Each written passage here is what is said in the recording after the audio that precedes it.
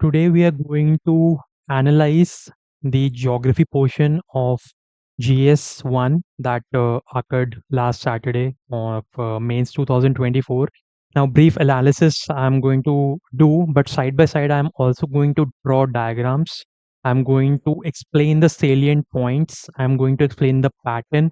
So, moreover, more or less, those who have given mains and those who have been preparing for the examination, civil service examination for quite a while now, so they know they should be well aware, well versed with the syllabus of all the papers, not just GS1. So in GS1, we in the geography portion, you might be aware of these some topics syllabus. They are like salient features of physical geography, then the geophysical phenomena like tsunamis, volcanoes, cyclones, floods, etc.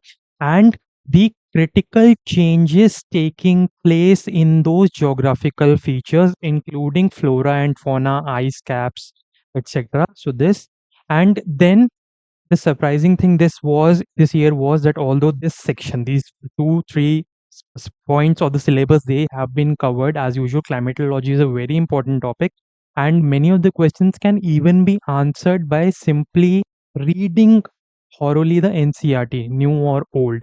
But the other important topics in the GS1 geography syllabus are the factors affecting the location of resources, Asia and the world, Southeast Asia, and the location affecting the industries as well. So, in the past, there has been some or the other question related to resources, whether it be vegetation resources. There was a question on the coal, the contribution of mining in the GDP, the location or the factors affecting the development of steel clusters, steel industries, the resource potential of the Deccan Plateau. So that was not there. But nonetheless, these was most overall. I saw the other portions also like history and society also. So they are also pretty straightforward questions have been asked in GS1. But sometimes they can be tricky. And ultimately, even if you know the concept, you need to be able to present. That is the main challenge which we are going to address in today's session. And apart from that, so we will see that 5 questions are purely from geography, and I have decided to include two from the one from the urbanization section also, and one from the demographic section, population section also, because geography being a base, it can overlap with a lot of subjects. These are topics of society, but these have an inclination or propensity towards the geography portion. Like the last year, 2021 or 2020, that was a question asked about the reclamation of water bodies in the urban area. So that we cannot expect to answer solely from the point of view of society. Okay, so let us begin. So there's no particular order in which I have discussed. I have tried to discuss the more conceptual, more difficult questions first. So what is a twister? What are the majority of twisters observed? Why they are observed in the so these are two parts. Now, like I said in the initial part of the session, they can be majority of the question. A lot of questions can be answered by simply reading the NCERT, but in the NCERT itself, in the new NCERT, in the physical geography part 1, 11th class, you can see there is not very small portion given about twister or tornado. So I'll quickly discuss the main points. So this is a 250 word question. So you have to distribute basically two parts of this straightforward, no such additional keyword like critically analyze or examine. So you simply have to describe more or less. So what is a twister? So a tornado or twister is a rapidly rotating funnel or column of air extending from the base of a supercell thunderstorm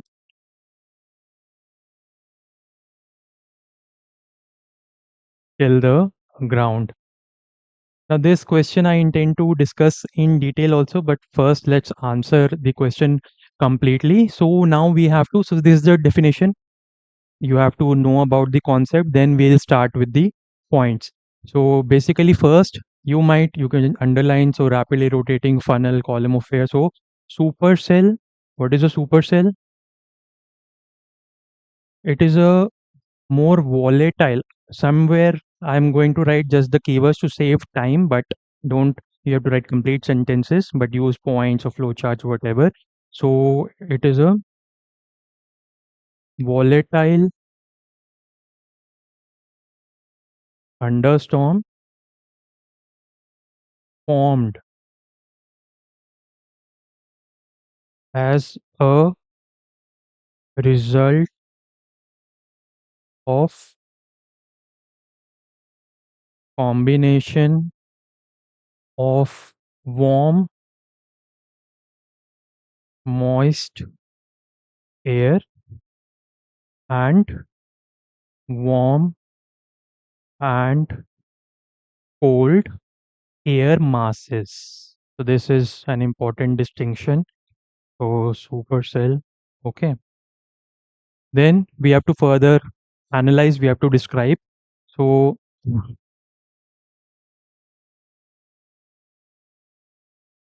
the warm, moist air is pulled towards the upper atmosphere to form large cumulonimbus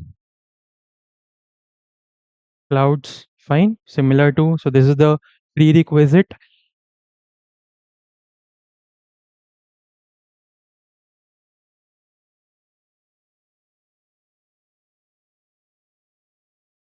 The cool drown drafts replace the void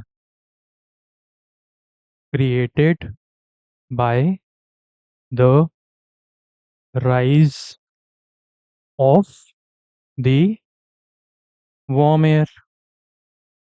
And now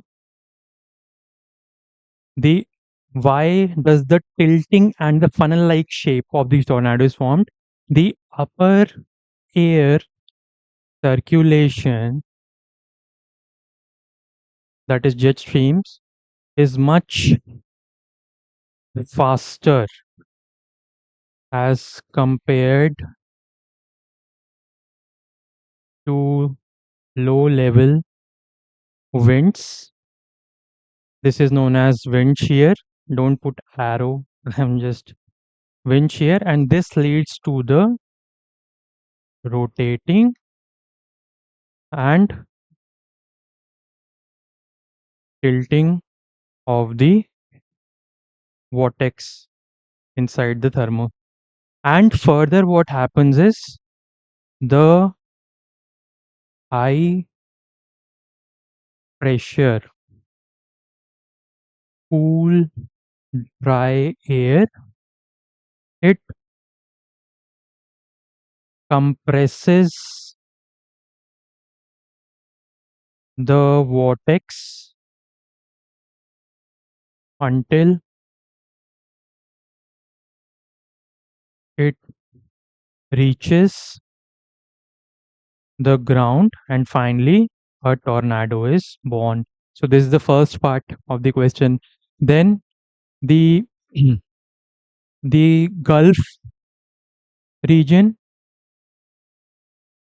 and tornadoes or twisters. Okay.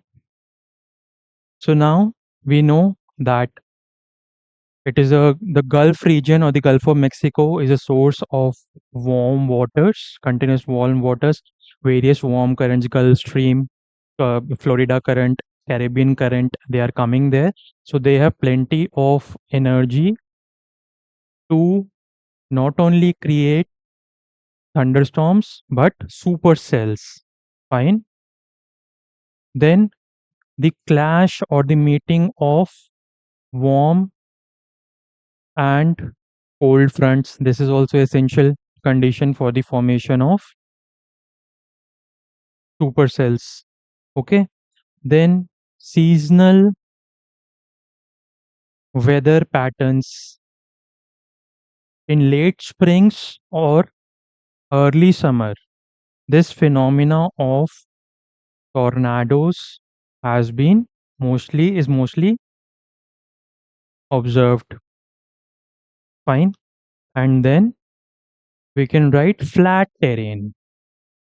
I'll just show the geographical portion. Okay. And so this is, you can elaborate on this. And finally, as a conclusion, you can write that although it is a natural phenomena due to current issues of exceptional warming, the lack of contrast between the cold air masses and the different conditions like El Nino. So these are the factors which have made the frequency and duration or intensity of these tornadoes or twisters erratic or severe. And finally, normally you this it is advisable to draw a particular diagram with any question. So first I'm just going to discuss, because this is concept is important of, so basically this is from the old NCRT if you remember. Okay, so this is the anvil shaped structure which signifies what? The cumulonimbus cloud. Hmm.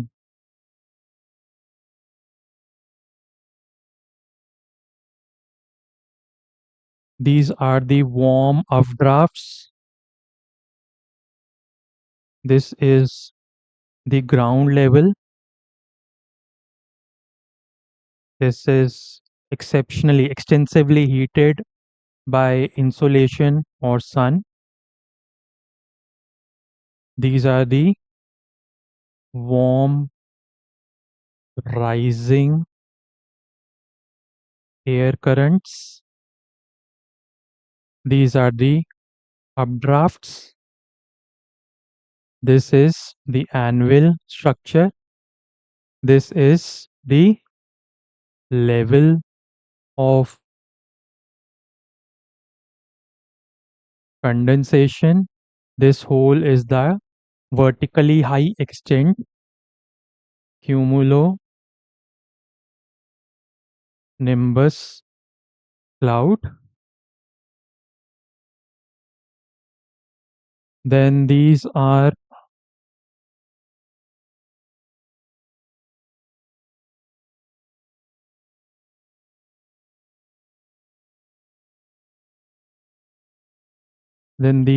the cold downdrafts which replace the warm air. This is the cold air, the downdrafts. Okay. And finally, the rainfall, hail, squalls, gusts takes place here. This is the normal structure which we will find in the NCRT. Now, what happens due to the upper level circulation differences in the speed, the shear force, it leads to the tilting and rotating of the vortex, formation of vortex and tilting of the thunderstorm. And this is further funneled. Why it is a funnel? Why it is a small tip? Because this cold air is continuously pressing and compressing this to form a narrow funnel at the bottom. Fine. And then I was talking about this thing. If I just additional, if you can draw one diagram, that is sufficient.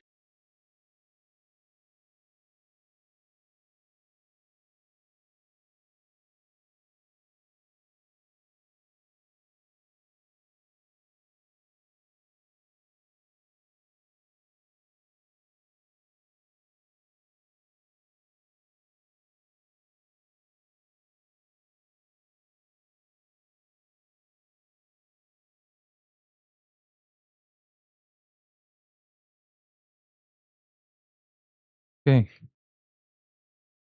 so this is like this. There's the Great Lake region we all know, Lake Superior, Lake Michigan.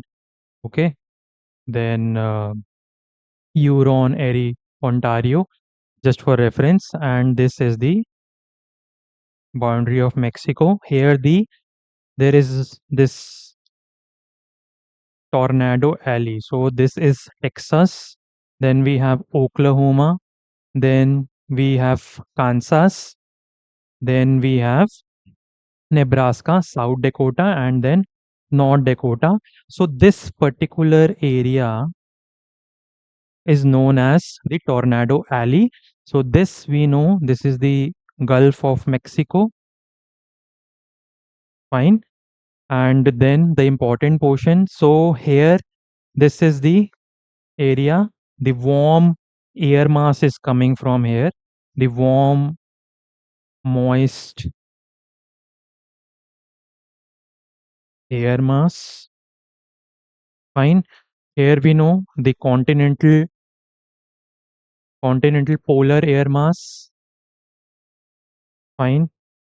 Here we have the dry air mass, dry air.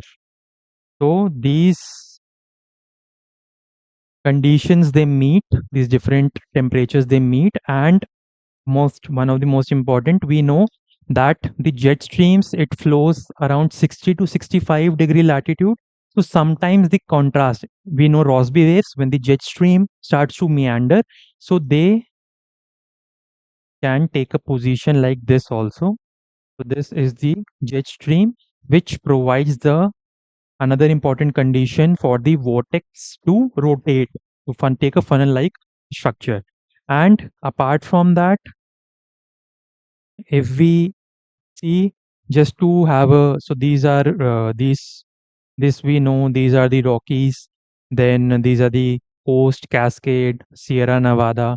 So this goes along the Rockies, so you have a basic idea. So here if I draw the fronts as well, so here we know when the cold and the warm air mass meet, then a front,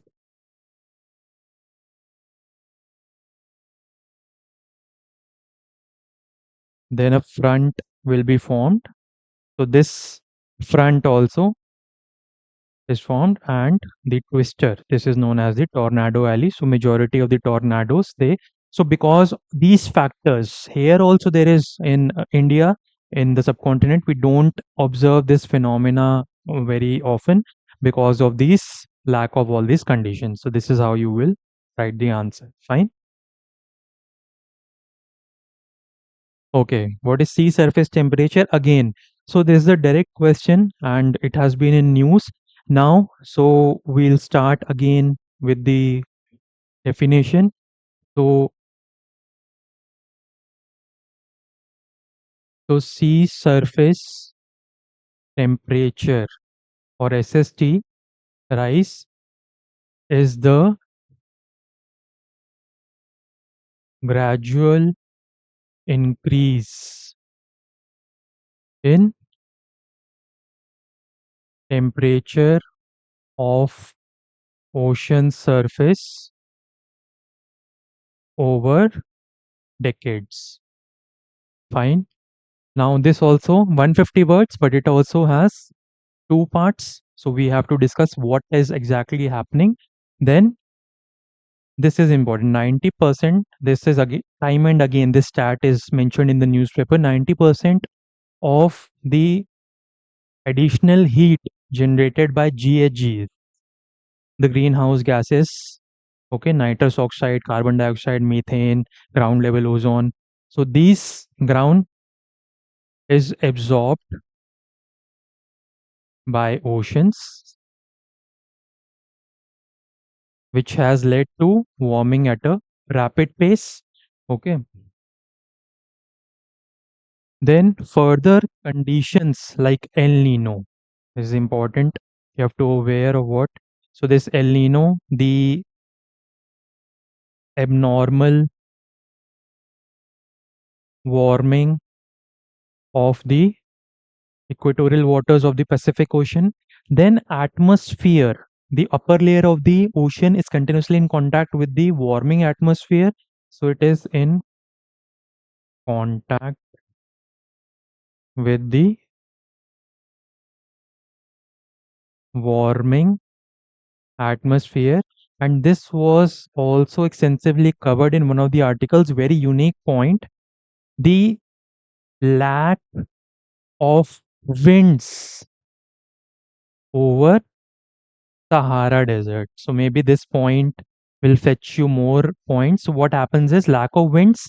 So when there are regular winds, breezes over the Sahara Desert, so the dust is produced, which provides a layer of aerosols over the Atlantic Ocean, and it helps in deflecting the insulation. Okay, and then the second part is SST, sea surface temperature, and cyclones. So obviously we know that as the ocean surface is warming, so more moisture, more energy, more evaporation. This stat is also been repeated time and again, that for every 1 degree rise in the temperature of the atmosphere, the capacity of the atmosphere to hold moisture increases by a staggering 7%. Okay, so there is greater latent heat of condensation also released. Fine. Then, as the storm or cyclone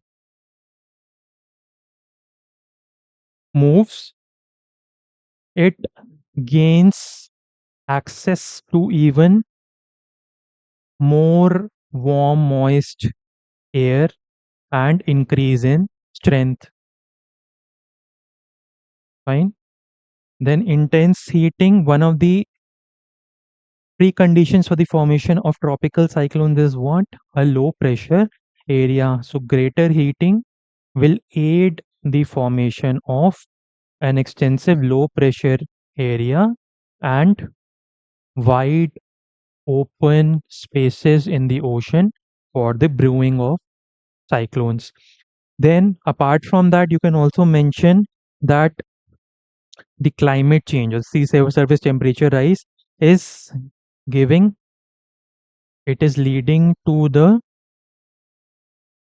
sustenance of cyclones for longer period, and when they make landfall, the intensity of storm surges, squalls, hailstorms, extreme weather, the devastation increases. And new conditions, like you can mention additional point like the Fujiwara effect, where the intensity of two sister cyclones can be increased dramatically. Example you can give of SST induced cyclones like Amphan. Recent examples you can give of Beryl, due to which the Indian cricket team, after playing winning the World T20 Cup, was stranded in the Caribbean. So all these, the Hurricane Dora, which led to wildfires, it led to wildfires in Hawaii. So these examples you should keep reading the news. Not much scope of any diagram, although you can draw a basic rough diagram of cyclone, or you can define similar to what we, that the energy is increasing, greater evaporation. You can just label, okay, and the capacity or intensity of the clouds to hold moisture without precipitation, it increases. Then you can talk about the latent heat of condensation, and you can large low pressure area, whatever we have written. So warm increased in the intensity of the winds. Okay, so you can draw brief diagram like this. Okay, so moving on, cloudburst, you should be aware of this. So we'll directly straight away start with the definition. So it is the phenomena of high amount of rainfall. We can add localized rainfall over small localized rainfall over a short period of time.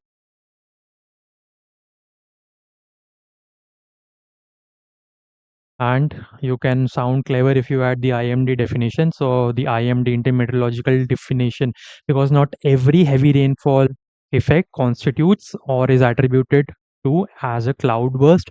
So it that if 10 centimeters or 100 mm of rainfall takes place within an hour in a geographical area of 20 to 30 square kilometer, then it can be categorized as a cloudburst. Okay, now the phenomena is very interesting. So we can start with that it generally occurs in hilly areas. Recent examples you can give Chamoli, Uttarakhand, Amarnath, Shimla, Dharamshala. So because of terrain, effects of terrain and elevation. Fine. So what is the procedure now? So first in this, I'll draw this diagram.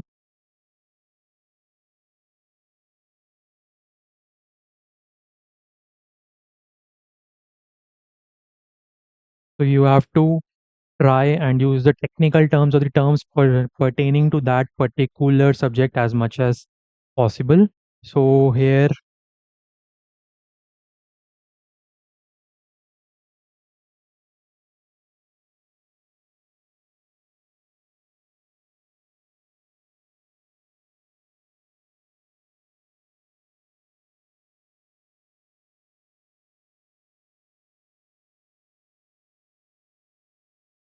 so these are the first we know that orographic in hill areas, the orographic uplift is the major phenomena responsible for the cause of precipitation or rainfall. So obviously when the warm moist air is rising, it has the it has the propensity to condense, and when the clouds become heavy with water vapor, if the gravity is unable the under the influence of gravity, they occur as precipitation. But because of the hilly terrain and the warm air currents, so these warm air currents, instead of allowing precipitation, these warm air currents, these carry the clouds to further heights. So what is happening? The already formed water droplets, they combine, they coalesce together to form large size water droplets, and due to further increase in altitude, more number of more number of droplets or condensation it occurs. And then another important factor is lack of upper air divergence. I mean, this is also important factor because lack of upper air divergence, upper air circulation is not there, so it cannot disperse the clouds. And then this leads continuous evaporation, release of latent heat. It leads to the formation of huge towering cumulonimbus clouds. And finally, the intense precipitation in a short period of time leads to flash floods,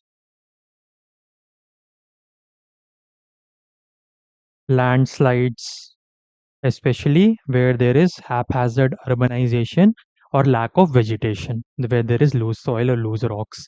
See, so in this question, I've already explained the procedure. So in this, you can just mention one, two in this point. So hilly areas, you can explain the orographic this precipitation orographic process. Then the air currents, they take it to higher levels. Then you can talk about the coalescence and formation of bigger water droplets. You can mention about the formation of towering cumulonimbus clouds. And finally, you can conclude with this, because there is no need for conclusion. You are that is, so in this way we can write this answer. Okay, what are aurora australis? Again, very important, because why it has been in the news? Because of the solar maximum phenomena. So there is a solar cycle every 11 years. So currently we are in the midst of a solar cycle. Okay. So we can say, if we start with a definition, that the aurora are the brilliant display of light which takes place in Earth's atmosphere. Okay. And in the high latitudes, particularly near the poles. So near, if it takes place near the North Pole, it is known as borealis, and near the South Pole, aurora australis. Okay, now you have to, how are these triggered? Now this is, again, you know the concept. So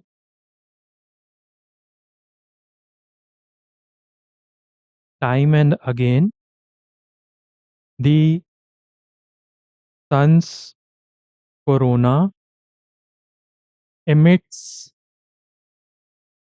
charged particles which constitute solar wind. This is important term.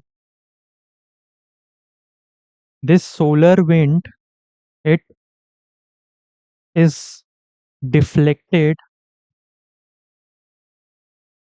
towards the poles due to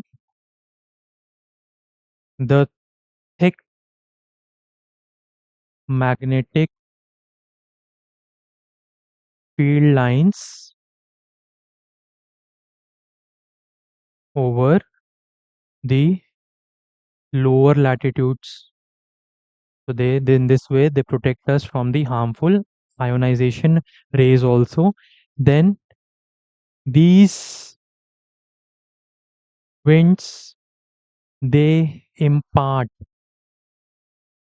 energy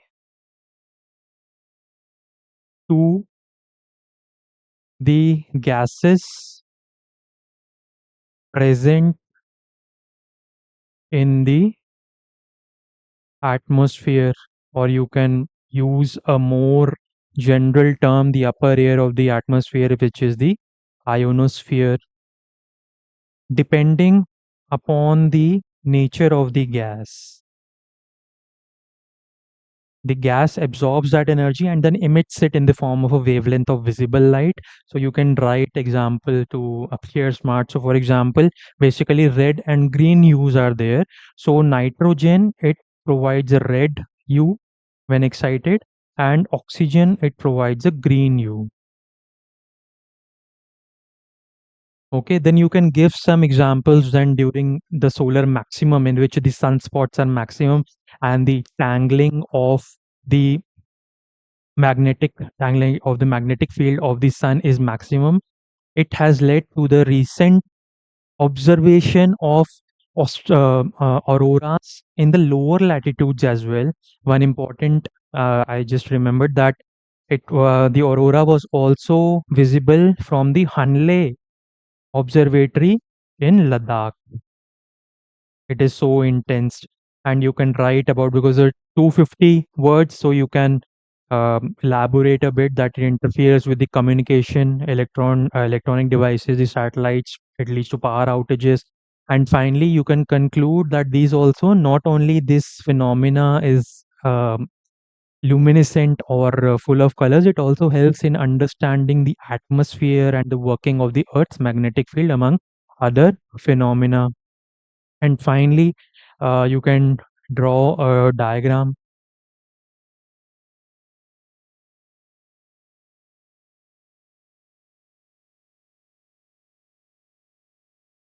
So this is the sun, and this is the ionic plasma induced rich corona. So this is corona. Then we can draw a hmm,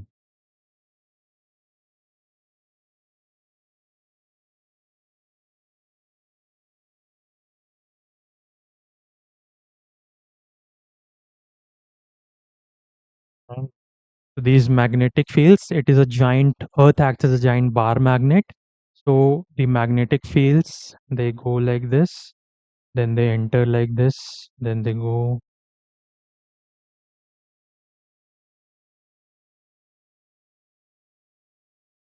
So here the solar wind or the charged particles they go, they are deflected by here. And recently in the news you might have read about the Van Allen radiation belts. Just further points, these points come. And here the because the magnetic field is the strongest, so the interaction takes place between the ionosphere and these charged particles constituting the solar wind, and this provides the this provides the conditions for the occurrence of auroras. Okay, groundwater potentials are now this is now more inclined toward has both the effects of or both constituents of physical as well as human geography. So this can be treated as a resource based question. Okay. So again, in this type of questions, we all know the reason, general reasons, but more effective or more efficient to make the answer more presentable or more palatable to the examiner. So we can start with some stats that the one of the it is the one of the aquifers largest aquifers or groundwater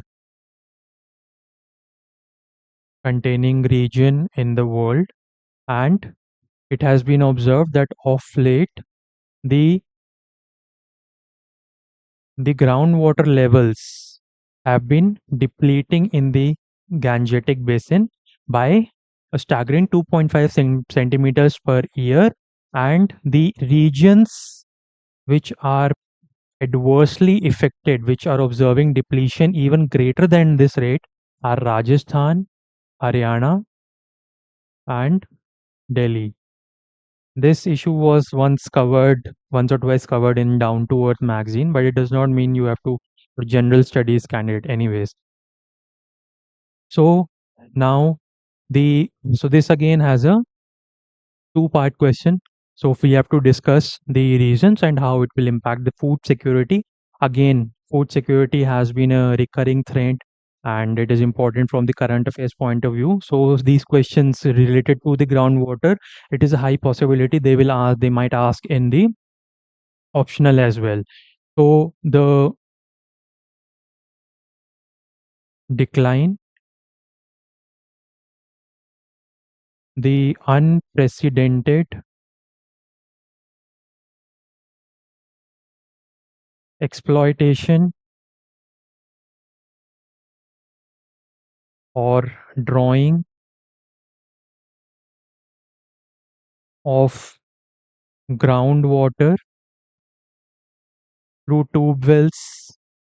So again, I remember just to start. So the number of tube wells has increased from a meager 4,000 in 1950-51 to a whopping 12 million in 2013. Fine. Then extraction or use, intensive use of for domestic and industrial purposes. Then you can elaborate irrigation purposes,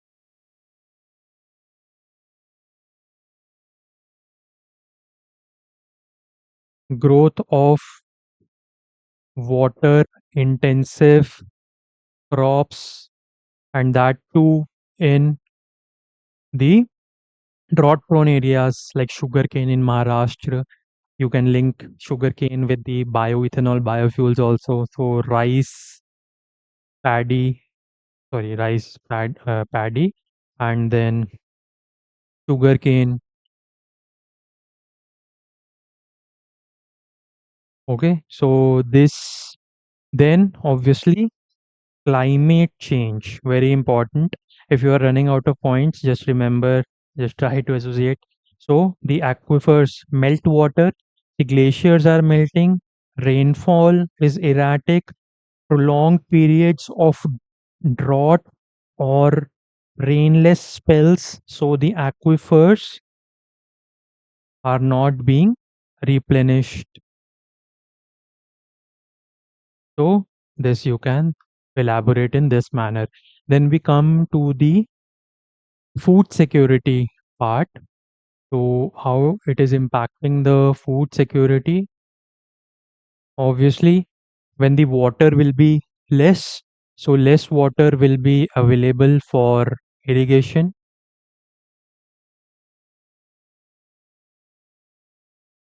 So we know the staple crops, rice and wheat, we require on large scale basis. So that they will be less. Another stat you can see that 40% of agricultural produce and approximately around 500 million people, they directly or indirectly depend on the agricultural activities or derive their livelihood from the Gangetic plain. Okay, so they will be adversely affected. Then what else can be right? The economic impact. Economic impact in this you can include two things, not only on the GDP and the trade balance, although agriculture constitutes not a very significant proportion in the country's total GDP, but trade balance, for example, recently curbs because of the failure of the rabi crops due to haphazard or erratic western disturbances, the export of wheat was curbed. Similarly, curbs are placed sometimes for rice if kharif season is not suitable. Then economic impact on farmers. Already farmer distress is there, so alternate livelihood will be difficult to provide. Livelihood will be not there. Then even fodder crops for dairy purposes for feeding the cattle, they also require, like for maize, etc. So they also are fodder crops, they also require water sufficient resources, substantial resources to grow. So that will be there. Then again, because of this, more and more the dependence on motors, the dependence on bore wells will increase, and this will become a feedback loop. The groundwater is already depleting, and by drawing more groundwater, it is then occurring as a feedback. So it will exacerbate or worsen the situation. Then just point came to my mind. For example, if the water, groundwater, is decreasing the subsurface flow, so the surface flows, they will also be affected. They will not seep, and surface flow, they the groundwater will also influence the aquaculture activities. So in the conclusion part, so this concludes the whole question. In the conclusion part, you can mention that okay, by government schemes such as PM Kisan Yojana, then efficient irrigation like drip irrigation, we can take the example of traditional methods like from Meghalaya, the bamboo drip irrigation, then the rainwater harvesting, the traditional methods like khadins and ahar pines of Bihar. So, multi stakeholder approach. So, in this manner, you can conclude your answer. And obviously, if you have time, you can show the Gangetic basin.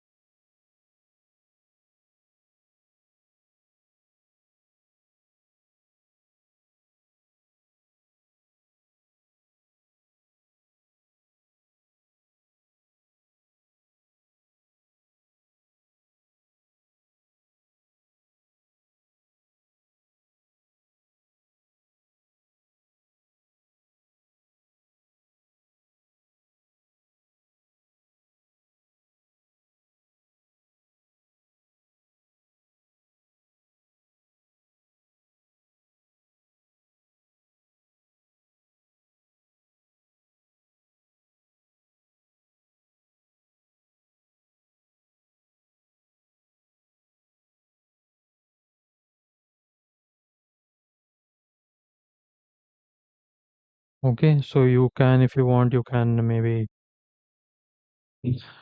So this is the Ganga, the Yamuna. You can do some labeling as well. Then Ram Ganga, then Gomti, Ghagra, Gandak, Kosi, then the right bank tributaries, the Chambal, Kane, Betwa, the Stone. So this complete includes the Gangetic Basin, which is home to livelihood of more than 500 people, 40% of the agricultural produce. You can just label some of the rivers. So just fine. So what is the concept? Now this was the tricky term demographic winter. So many of you might be stumped. So is the world. So little tricky. You have to just so demographic winter again related to the news that so we'll straight away. So it is a sustained period of below replacement level fertility rate, that is 2.1 in a region or nation. This is characterized by decline in birth rates, increase in proportion of elderly population, shrinkage in the proportion of workforce. You can add these points. Then decrease in economically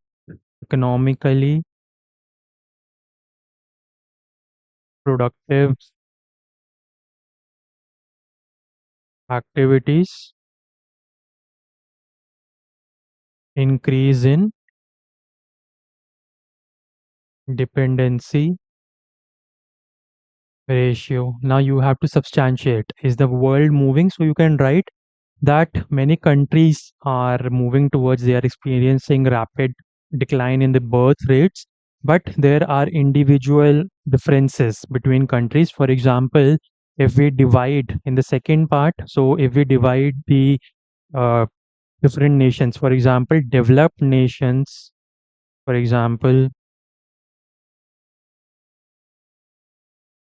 Japan, the fertility rate has declined less than 1.4 than the European countries, Sweden, Italy, Germany. You can give this example. Then we can discuss about the developing nations.